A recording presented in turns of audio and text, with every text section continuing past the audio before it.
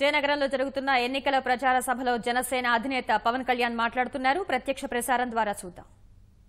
రాజును రాజవుతావా లేతే రాజును కూర్చోబెట్టే వ్యక్తి అవుతావా అంటే నేను మొన్న ప్రెస్ మీ అంటే మీడియాలో ఇంటర్వ్యూస్ అడుగుతూ నేను చెప్పాను. ఈ ప్రజాస్వామ్యం రాజరికం కాదు, రాజులు కావడం కాదు. ఈ ప్రజాస్వామ్యం సోషలిస్ట్ ప్రజాస్వామ్యం. నేను రాజుని కాదు, రాజు నిలబెట్టేవాడిని కాదు, నేను సామాన్యుడిని. ప్రజాస్వామ్య వ్యవస్థకి అండగా ఉండేవాడిని తప్ప కింగ్ అండ్ కింగ్ మేకర్ రెండు అది వైసీపీకో టీడీపీకో మీకు ఉంటుందేమో కానీ మాకున్నది. మేము జనంలోంచి పుట్టిన వాళ్ళు, జనం కోసం బతికేవాళ్ళం, జనం కోసం చచ్చిపోయేవాళ్ళం. నేను ఇక్కడికి వచ్చినప్పుడు అనేక సమస్యలు వచ్చినాయి. ఉదాహరణకి పెద్దపెంకి అని గ్రామం వెళ్తే అక్కడ ఫైల్ ఏరియా వచ్చి బోధకాలు వచ్చి కేవలం నిర్లక్ష్యం. అక్కడ ఆ డ్రైనేజ్ ఫెసిలిటీస్ లేక ఒక చోటకు ఆగిపోతుంటే విచిత్రమైన అక్కడ దోమలు వచ్చి చిన్నపిల్లలకి ఫైల్ ఏరియా వచ్చేసింది. ఎముకలు కనిపించేంత ఫైల్ ఏరియా. బొత్స గారికి టైం లేదు, అలాగే మిగతా తెలుగుదేశం నాయకులకి టైం లేదు. అశోక్ గజపతి రాజు గారు ఎలాగ రారనుకోండి బయటకు, అది వేరే విషయం.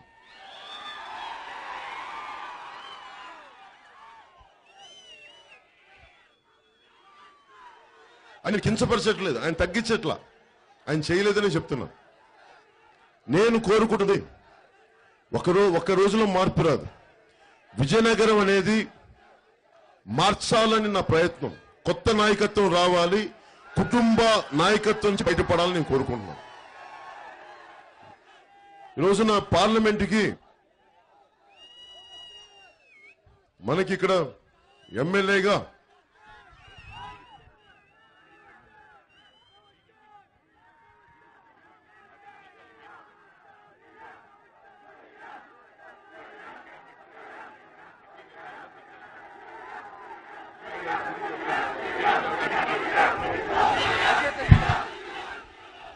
నేను పోయినసారి విజయనగరంలో నిజంగా అశోక్ గజపతిరాజు గారు గెలవాలి అనుకుంటే జనసేన అవసరం లేదు. జనసేన ఇక్కడ పిలిపించుకొని క్యాన్వాస్ చేయించుకోవాల్సిన అవసరం లేదు. మేము మీకు అండగా నిలబడ్డాం, కానీ మీరు నిలబడింది లేదు ప్రజలకి. స్పెషల్ కేటగిరీస్ ఆయన పెద్దలు మంత్రిగా ఉండి కూడా ఏం చేయలేదు. ఈ రోజున వారి అమ్మాయి ఎమ్మెల్యేగా నిలబడుతున్నారు. నేను జనసేన అది మీరు ఆలోచించండి. జనసేన అభ్యర్థిగా లాయర్, హైకోర్టు లాయర్ ఎస్ఎస్ని గారిని, మన ఉత్తరాంధ్రకి చెందిన ఎస్ఎస్ని గారిని నుంచోబెడుతున్నాం. బొత్స గారు ఇక్కడ పార్లమెంట్ అభ్యర్థులు బొత్స గారు చెప్పింది వినాలి. మనం చెప్పింది నడవదు. ఇక్కడ వాళ్ళకి అనుగుణంగా నడిచే వాళ్లే కావాలి. వాళ్ళ తమ్ముడో, వాడు మేనల్డో, ఇంకోళ్ళో కజినో ఎవరో. బొత్స గారి గురించి మంచి కథలు వింటా ఉంటాం. సోనియా గాంధీ గారి దగ్గరికి వెళ్ళారంట. ఎందుకు ఆయనకి ఈ పదవి ఇవ్వాలంటే, నేను ఎంపీ, నేను ఎమ్మెల్యే, నేను మంత్రి, మా భార్య అది, మా తమ్ముడు అది, మా మేనలుడిది, మా దూరం విడిచిన చుట్టం అదని మొత్తం కుటుంబంలో నడిపే రాజకీయం. మరి బయట వాళ్ళు ఎక్కడ రాణిస్తారు? నేను బయట వాళ్ళు రాణించడానికి మనల్ని ముఖ్యంగా ఇక్కడ బొత్స గారిని తట్టుకోవడానికి, మీకు అండగా ఉండడానికి, జన సైనికులకి అండగా ఉండడానికి ముక్కా శ్రీనివాసరావు గారిని నిలబెడుతున్నాను పార్లమెంట్ అభ్యర్థి.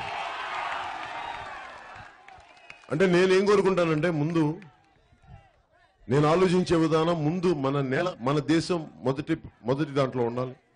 రెండు, మీరు అండగా ఉన్నందుకు మీరు బాగుండాలి. ఆ తర్వాత నా గురించి ఆలోచిస్తాను తప్ప. కానీ చంద్రబాబు గారికి ఫస్ట్ ఆయన, తర్వాత ఆయన, ఆ తర్వాత వాళ్ళ అబ్బాయి. జగన్మోహన్ రెడ్డి గారికి ముందు ఆయన, తర్వాత ఆయన, తర్వాత కూడా ఆయనే.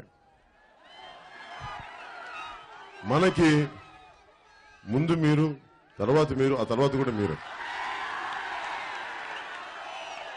సో మనకి ఎందుకు ఇంత వలసలు ఉన్నాయి? ఉత్తరాంధ్ర నుంచి చూస్తే మనది సోషలిస్ట్ డెమోక్రసీ.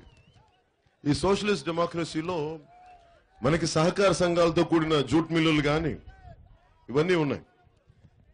నేను ఉద్యోగాలు రావాలంటే ఏం చేయాలి? మనకి ముందుగా ఉన్న 3 జూట్ మిల్లులను తెరిపించే బాధ్యత జనసేన ప్రభుత్వం తీసుకుంది. ఇది సంస్థానం, విజయనగరం సంస్థానం. అశోక సుబ్బరాజు గారు వదిలేశారేమో కానీ మన సంస్థానాన్ని, దాని గౌరవాన్ని, ఈ సంస్థానం గౌరవాన్ని నిలబెట్టే బాధ్యత నేను తీసుకుని చాలా అందంగా చేద్దాం. విజయనగరాన్ని శుభ్రంగా చేద్దాం.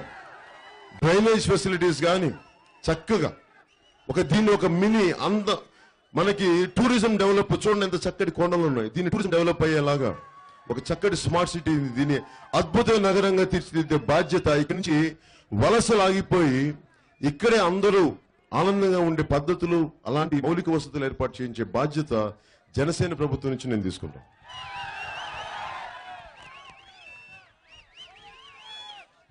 ఇంకొకటి, ఉత్తరాంధ్ర నుంచి చాలా మంది ఎక్కడికి వెళ్ళినా అగ్రిగోల్డ్ బాధితులు ఉంటారు. అగ్రిగోల్డ్ బాధితులు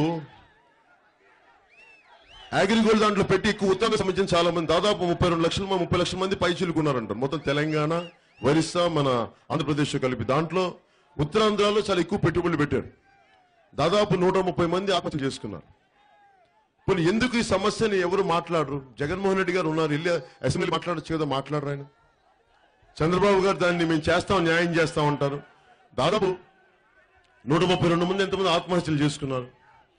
నేను మీకు ఈ రోజున విజయనగరం నుంచి మాటిస్తున్నాను. అగ్రిగోల్డ్ బాధితులకి, ముఖ్యంగా ఆంధ్రప్రదేశ్ మన పరిధిలో ఉంది కాబట్టి మీకు ఎంతైతే పెట్టారో దాన్ని మొత్తం రూపాయికి రూపాయి మీకు తెప్పించే బాధ్యత. అగ్రిగోల్డ్ ఆస్తులన్నింటినీ ప్రభుత్వం వేలం వేస్తుందా, ఎలా చేసుకుంటుందో అవన్నీ మాకు వదిలేయండి. మేము ప్రతి అగ్రిగోల్డ్ బాధితులకి మొత్తం కట్టిన రూపాయికి రూపాయి మీకు తిరిగి తెప్పించే బాధ్యత నేను తీసుకుంటున్నాను. మీకు ఈ రోజు నా మాట ఇస్తున్నాను. మీకు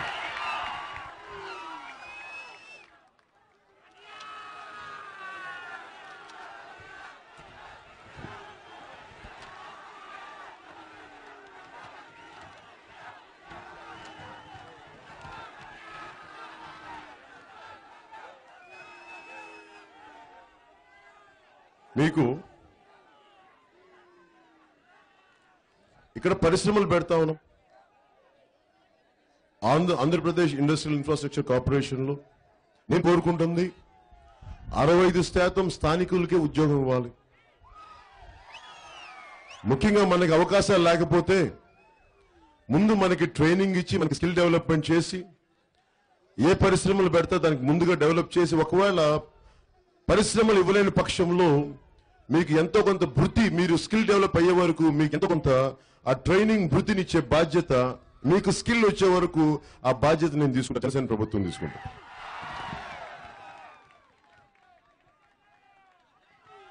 అలాగే మన తోటపల్లి ప్రాజెక్ట్ కాలువలని నేను మొత్తం తిరిగితే వీళ్ళు విపరీతం కొత్త ప్రాజెక్టులు కట్టాలంటారు. నేను తోటపల్లి ప్రాజెక్ట్ అన్ని కలిగితే రిపేర్లు చేస్తే దాదాపు 3 లక్షల ఎకరాలకి రైతులకు అండగా ఉంటుంది.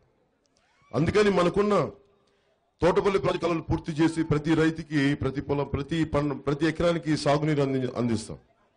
అలాగే మన వట్టిగడ్డ కానీ, గుమ్మడిగడ్డ, జంజావతి, తాడిపూడి, ఆంధ్ర జలాశయాలు లాంటి ఇవన్నీ చూస్తే వీటికి మధ్యలో ఆనకట్టలు కావాలి.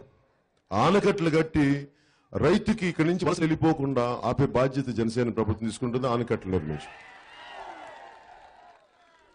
ముఖ్యమంత్రి గారికి భూములు సేకరించినంత తేలిగ్గా పరిహారం ఇవ్వడం ఆయనకి ఇష్టం లేదు. అలాగే గ్రీన్ఫీల్డ్ ఎయిర్పోర్ట్లు ఎవరైతే భూములు కోల్పోయారో వారికి 2013 భూసేకరణ చట్టం ప్రకారం సంపూర్ణ పరిహారం అందిస్తాం. మేము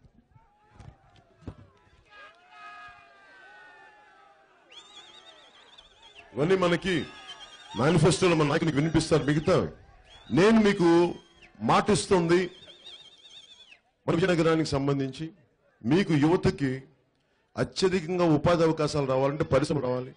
పరిశ్రమలు రావాలంటే బొత్స సత్యనారాయణ గారు రానివ్వరు. ఎందుకంటే వాళ్ళు వాటాలు అడుగుతారు. వాటాలు అడిగితే ఎవరు పరిశ్రమలు పెడతారు? వెళ్ళి ఇంకో చోట ఎక్కడో పెట్టుకుంటారు.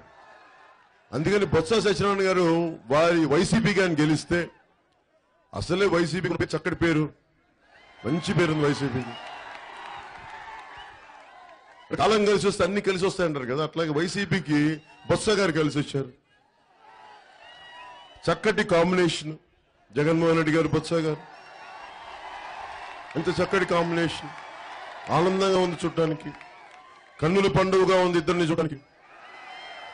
ఒకవైపు బొత్స గారు, ఇంకోవైపు జగన్ గారు ఇలా ఇలా అంటుంటే ఎంత ఆనందంగా ఉండదు చూడటానికి. ఇది ఇలా కాదు, మీకేం ఇవ్వమని అర్థం, అది గుర్తుపెట్టుకోండి. మీరు అడగండి, ఉద్యోగాలు అడగండి, ఇవ్వం మీకు. ఉపాధి అవకాశాలు అడగండి, మీకు ఇవ్వరు. మరి ఎప్పుడు ఇస్తారు? మాకు తీసుకుంటాం. అది మీరు నన్ను నమ్మండి అంటే ఏంటంటే మేము తీసుకుంటాం, మీరు నమ్మండి. ఇలాగా వాళ్ళకి